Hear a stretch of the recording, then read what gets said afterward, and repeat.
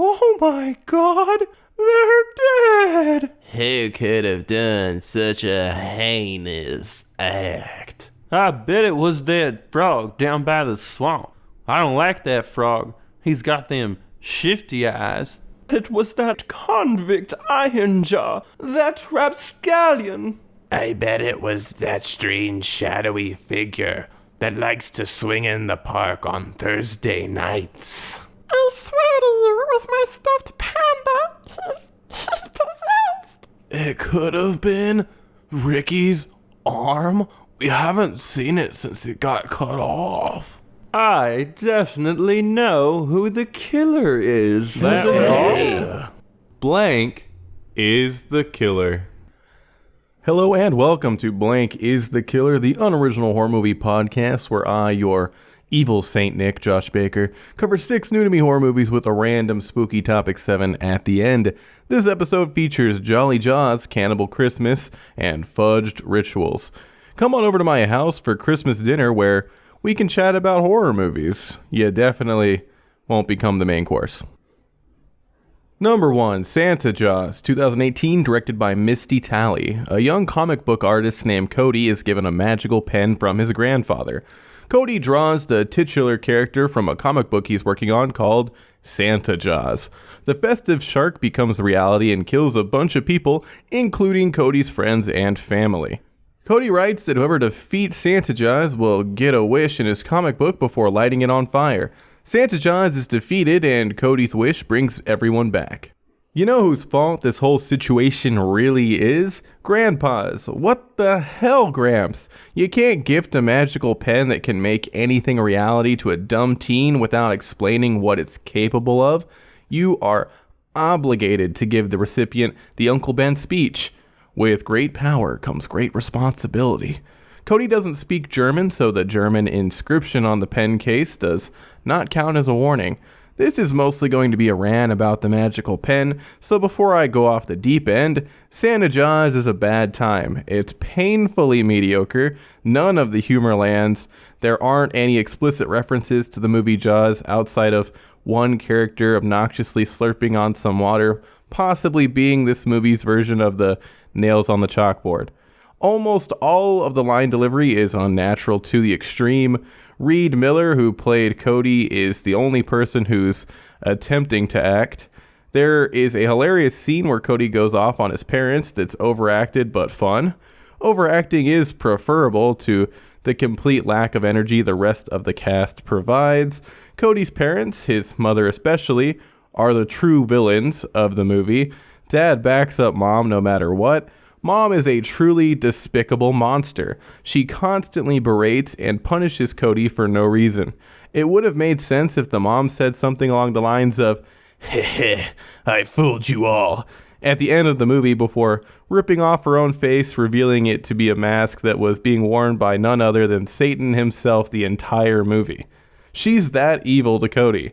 Everyone besides Mom and Dad are nice to Cody. Even his rich uncle, who is introduced in a way that makes you think he's going to be an ass, is a good dude to Cody. In the beginning, Santa Jaws only kills people that are good. Cody's grandfather, uncle, a random guy dressed as an elf, Cody's friends. Santa Jaws isn't something to be scared of. Santa Jaws is the inevitable, bitey rapture that ferries good souls to holiday heaven. Praise be to Santa Jaws, our festive and loving goddess. Santa Jaws is a lady shark. Female great whites are generally larger than males. One of, if not the largest great white sharks currently living is a 20-foot behemoth. Her name's Deep Blue. That's a big, beautiful shark. It's time to complain about the magical pen. Santa Jaws is made reality by a magical pen. A friend of Cody's comes into ownership of said pen.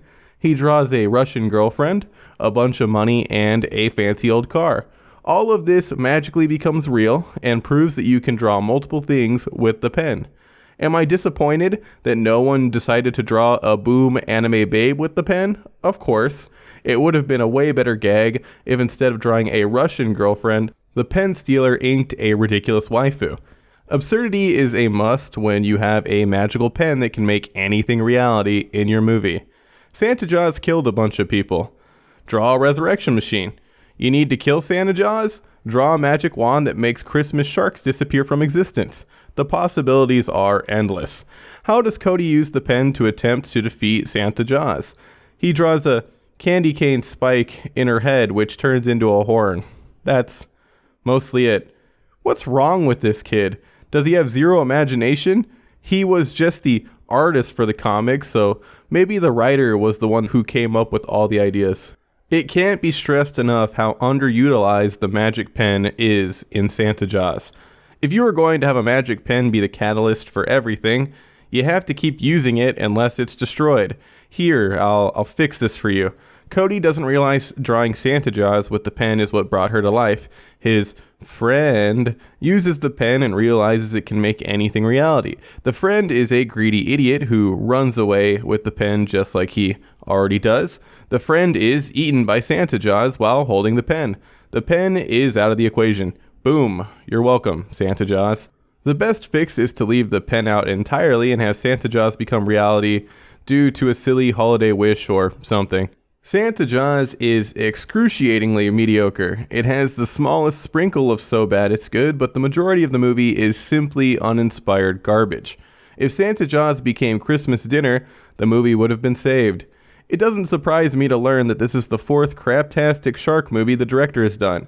I'm assuming that Mississippi River sharks, Ozark sharks, and Shark Island are the same quality as Santa Jaws. These are cash grab movies. I respect the hustle, but I don't have to recommend the trash.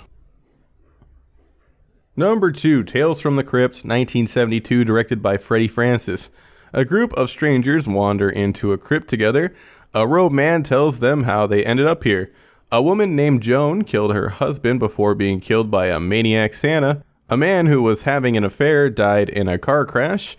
A horrible rich kid drove a nice old man to kill himself. The old man's spirit then killed the rich kid. A businessman who's on the brink of bankruptcy died after his wife wished for more money, which was granted by a life insurance payout.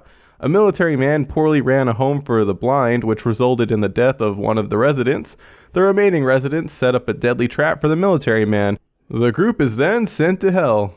Joan, a maniac Santa, a car crash, a horrible rich kid, a poorly worded wish, and a military man are the killers. The wife made the wish, but she didn't in any way convey that she wanted her husband to die as a result. The blind residents might deserve to be on the list too, since they made a nasty saw-like trap for the military man. They starved his dog and built a narrow hallway from the military man's room to the dog's room that had razor blades sticking out everywhere. That's pretty evil revenge, considering the military man didn't mean for anybody to die of hypothermia. It's like they were waiting for anyone to cross them to live their jigsaw fantasy. Tales from the Crypt pops up on a lot of best holiday horror lists. It wasn't until after watching the 1972 movie that I realized that the movie isn't what's normally listed. People usually bring up an episode of the Tales from the Crypt TV show called All Through the House. Welp, the 1972 movie does in fact include a killer Santa, so it still counts as holiday horror. The Santa segment is the classic character hears on the radio that a lunatic has escaped from a nearby facility story. The small added twist is that the character Joan is a murderer herself. Her husband, who she murdered, didn't seem like that bad of a dude from his short stint alive on camera. Now Joan's daughter, on the other hand, is the worst. Being a dumb kid doesn't excuse you from letting an obviously evil Santa into your abode. If I had to choose a death from all the scenarios, it would have to be the car crash. The worst death, by far, is the businessman's. Not only does he die of a heart attack, he's then brought back with the wish that he never dies, which ends with him living in excruciating pain eternally.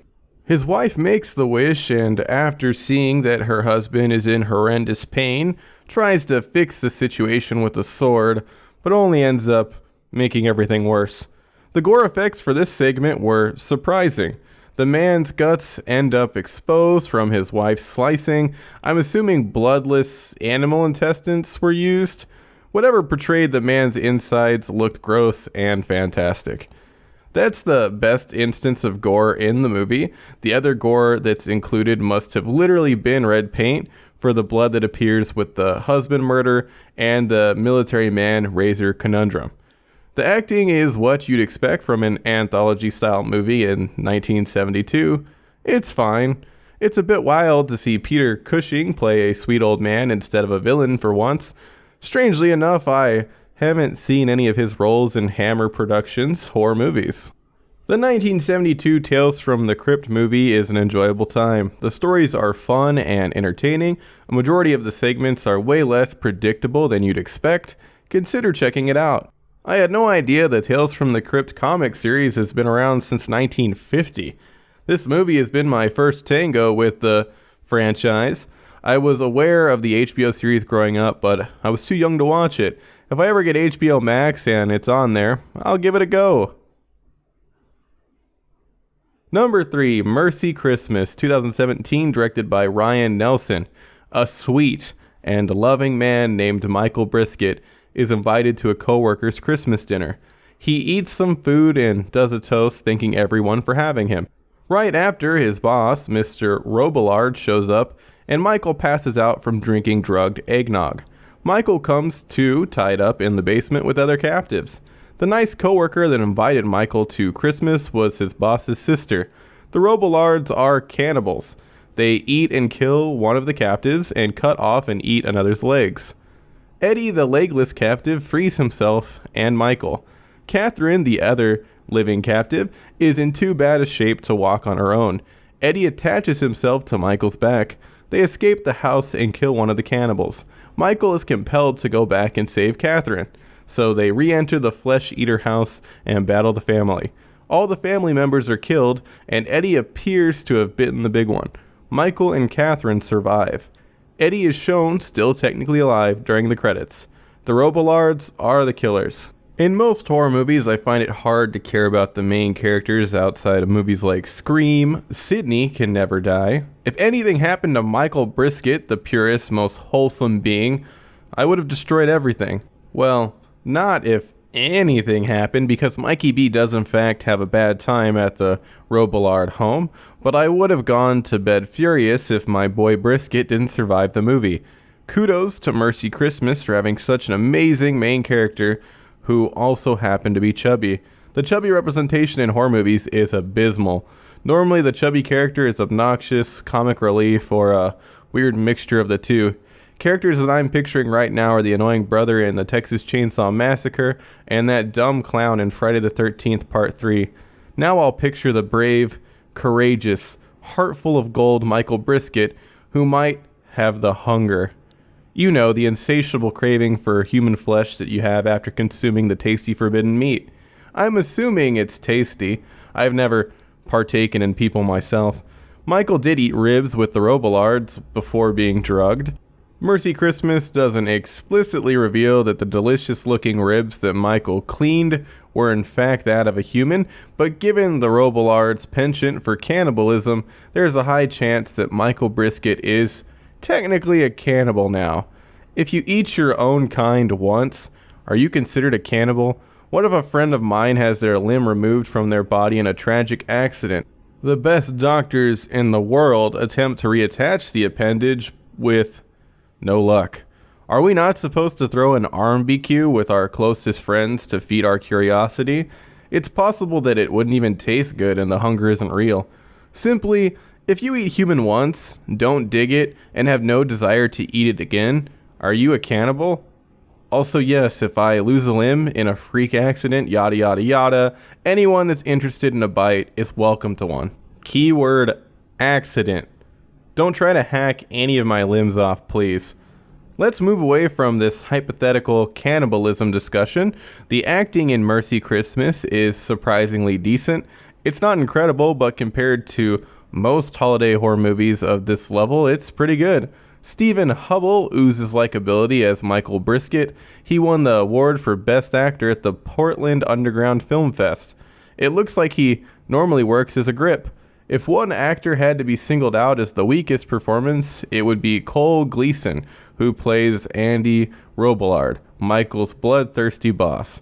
He doesn't bring the right campy energy for the role and ends up scowling his way through the entire movie. The most brutal kill in the movie is when Eddie bludgeons Denise, the fiancée of one of the Robillard brothers, to death with a clothes iron. Did she deserve to die? She did find out about the people being murdered and eaten, stomped one of the captives, and ate human meat, but her death seemed excessive. Andy deserved the death Denise received. Granny Robillard is also bashed to death with the clothes iron, but her death is a lot more comical. Denise's was yeesh to the extreme. There's also a vibe that Denise might be undercover, so there are definitely some mixed feelings surrounding her demise.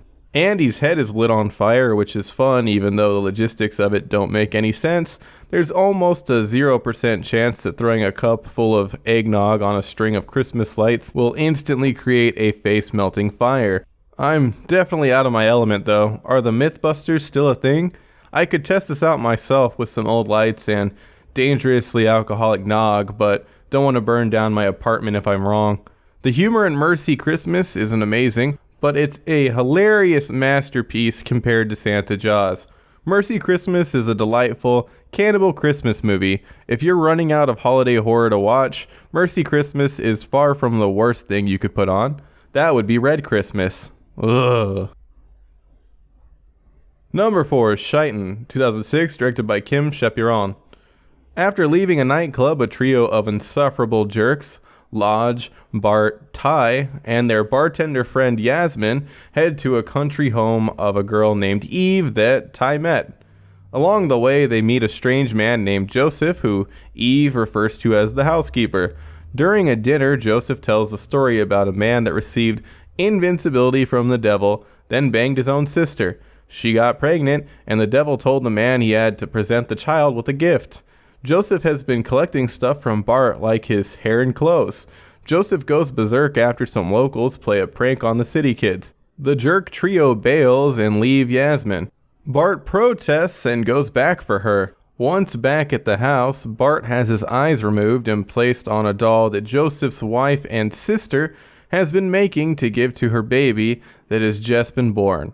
It looks like Eve and others are the incestuous children of Joseph and Mary. Cerberus is the killer. Huh? Who the hell is Cerberus? Cerberus is Joseph's dog, who, pet warning, kills Bart's dog. It's not all that graphic. Bart's dog just lays down in some fake blood. Scheiten, or Scheit, as I'll be referring to it, sucks. I'm not even going to be clever. I'm just going to come out and say this movie plain sucks. The cinematography is a complete mess that heavily features shaky, frenetic shots throughout. Even more chaotic than the cinematography is the editing. That should definitely have a warning for people that have motion sickness. It looks like shite. And almost every single character is a complete garbage person, with Bart being crowned the deplorable king. He spews toxicity and hate at a woman that doesn't accept his advances at the nightclub. This leads to him getting glassed by a dude. It feels weird to cheer for someone that breaks a bottle over another person's head at a club, but when the victim is Bart, I'd love to see all the bottles broken over his thick skull. Other amazing things Bart does. He kicks goats, ruins some of Eve's dolls, assaults locals. Early on in the movie, he has a dream where he sexually assaults Yasmin, who, in the dream, is into Bart, groping her in her sleep. Bart is such a despicable piece of human filth, he even sexually assaults women in his dreams. As you can see, Bart is set up for the most brutal comeuppance death of all time. He doesn't even die. None of these trash people die. Bart's eyes are removed, but that's not enough for his crimes. Him foregoing escape to go back for Yasmin does not absolve him of his past behaviors. For all the audience knows, he's just going back to sexually assault her like in his dreams. Compared to Bart, Lodge and Ty are saints. Sure, Lodge is cheating on his girlfriend with Yasmin, and Ty's a complete moron, but at least they aren't Bart. Before I forget to mention it, Joseph is insanely racist. He throws slurs at everyone that isn't white. When you are cheering for the satanic racist to painfully kill the only main character that goes back to try and save Yasmin, there's a problem. The acting's whatever. The gore is almost non-existent. Well, outside of ravens tearing a mouse apart, that wasn't something I wanted to see. Nothing happens in Scheiten. You expect the city kids to start being picked off one by Joseph and his incestuous Satan brood, but nope. Barely anything happens in the first hour, let alone the whole movie. There's a motorcycle chase after the prank gone wrong where Bart and Ty on one bike chase two locals on another. The locals end up crashing and it's possible one or both died, but an ambulance shows up and death isn't confirmed. Their fate has no impact on the story. Do not waste your time with Scheiten. It's a frustrating watch that'll just make you angry about wasting an hour and 30 minutes of your life for absolutely no payoff. Oh, it's technically a Christmas movie. It takes place mostly on Christmas Eve. That's why I watched this garbage. Now that the section is over, I can admit that I really liked Vincent Cassel's performance as Joseph, but everything else was just the worst. I didn't even bring up the part where Joseph's niece molests Bart's dog. Number 5, Christmas Presents. 2018, directed by James Edward Cook. A group of friends meet up at a rented mansion for Christmas. Weirdness starts occurring. One of the friends, named Mackenzie, reveals that her sister went missing in the woods near the mansion when they were younger. A strange entity starts killing everyone. Mackenzie learns that her sister was killed by the entity. Mackenzie, who ends up the sole survivor, jumps into the mansion owner's truck thinking she's been saved. He knocks her out and puts her in a box along with the corpses of her friends. He then leaves the box for the evil entity at its shrine in the woods and directly talks to the audience about Boxing Day as he leaves. An evil entity and a mansion owner are the killers. I needed to watch another holiday horror movie, so here's Christmas Presents. A movie that was probably slapped together after the pun-tastic title was realized. Should a movie called Christmas Presents be a goofy horror comedy about a ghost Saint Nick? If I had any say in it, yeah. The Christmas Presents that exists doesn't include any jolly specters. It does have a shape-shifting entity that feeds on its victims' biggest fears, just like a Bogart in Harry Potter, which I'm only referencing since the movie brought up J.K. Rowling. I'm not a nerd. Well, that kind of nerd. Christmas Presents includes some genuinely creepy moments, like when one of the mansion goers sees a shadowy figure in the woods, when another sees a shadowy figure in the corner, and when Mackenzie sees the entity take the form of her long-dead sister. Shadowy figures are spooky. Thing is, almost every genuine fright is quickly ruined by some sort of silliness. For example, the shadowy figure in the corner turns into a cosplay knockoff of the Grand High Witch from Witches and bursts out into a song and dance. It's confusing. Maybe the character is some festive British icon I've never heard of that kids are usually afraid of. Besides the ruin scares, another big issue with the movie is the friend group. Everyone seems to hate each other. It never really makes sense why these people are hanging out at all when there seems to be an underlining disdain between all of them. The hate isn't an acting issue. The acting from everyone is fine. The story isn't the most compelling, but that's an issue with the script. None of the characters end up being all that likable. The friend that dies first, named Hugo, is one of the best characters. It was a bummer to lose him so early into the movie. He does come back since the entity morphs into him to try to trick Mackenzie, but it would have been preferable if he had more time as a normal human being in the movie. There isn't a lot of gore, but there are some decent bits here and there. The best gore comes from one of the dead characters reanimating and pulling a knife out of their throat. Another character has a run-in with a knife and their throat when they are compelled to slash it by the entity. Both instances of neck gore look solid. A huge issue with Christmas Presents is the lighting. About half the movie is a dark mess where it's hard to tell what exactly is happening. No one wants to constantly set up and take down lights, but the audience needs to be able to see what's going on. The fourth wall break at the end by the mansion owner felt cheesy and soured an already mediocre ending. If the entity is able to kill all these people, why would it need some guy to box up the corpses? I know the answer to that question is the Boxing Day joke, but the joke didn't land. Christmas Presents is far from the worst holiday horror movie I've seen, but it's still not worth checking out unless you've seen all the good stuff and feel compelled to watch new holiday horror every year like some podcast-making buffoon. At least the pun was fun. Number 6, Anything for Jackson, 2020, directed by Justin G. Dyck.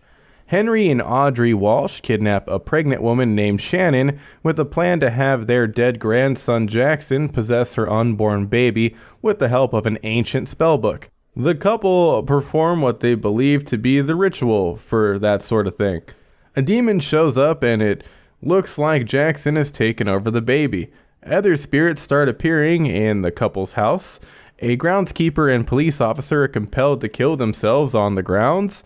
The couple approach a fellow Satan worshiper named Ian to help them, since it doesn't seem like the possession is going according to plan. After finding out that the ancient book and spells within it are real, Ian plans to do his own ritual to summon a demon that will destroy the world under the guise that he will complete the ritual the couple started. Ian kills his own mom, then kills Audrey for the ritual. A spirit takes Ian away after he completes the ritual and kills him. Audrey dies and so does Henry after a demon bursts out of him. Shannon escapes and sees the demon walk into the woods. She apprehensively touches her pregnant belly. The Walshes and Ian are the killers. The Walshes are on the list since the ritual they started compelled others to kill themselves. Anything for Jackson includes an ancient grimoire, dangerous rituals, evil spirits, and demons, so obviously it's a fantastic time. Julian Richings and Sheila McCarthy played the Walshes. Both of them are fantastic. Constantina Mantelos gave a good performance for someone that is handcuffed to the bed for most of the movie. The best performance might actually be from Josh Cruddas, who played the Satan-worshipping Ian. Cruddas brought the perfect level of oddball, outcast weirdness to the character. There should be a spin-off movie that's all about Ian.